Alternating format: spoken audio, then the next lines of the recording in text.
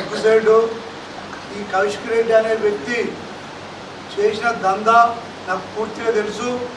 ఇది చేసే దందా రోజుకు 5 నుంచి 6 లక్షల రూపాయలు పుష్కలారీల దగ్గర తీసుకున్నాడు, నైట్ల దొంగతనాన్ని తీసుకున్నట్టు తెలుస్తా.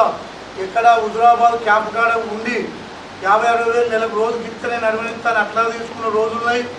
వీటి దొంగతనానికి మనం ఉన్న ముఖ్యమంత్రి వర్లు కావచ్చు, పొన్న ప్రభాకరణ కావచ్చు, అప్పుడున్న బల్మూరు వెంకట్ కావచ్చు, అందరూ మానేరు రావులో తీసుకుపోయి వీళ్ళు చూపించడం జరిగింది. వీడు ఈ కౌశిక్ రెడ్డి అంటే ఏమంటే ఒక 30 గ్రామాలకు చెందిన ప్రజలు ఆశకి పొలాలు ఎండిపోవడం జరిగింది. అటువంటి వ్యక్తి ఒక పొన్నం ప్రభాకరణ మాట్లాడే అర్హత కాదు.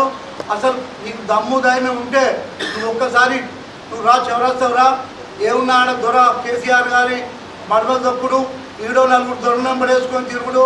నీకు పేద బిడ్డలు అంటే పట్టది బిడ్డ ఖబర్దార్.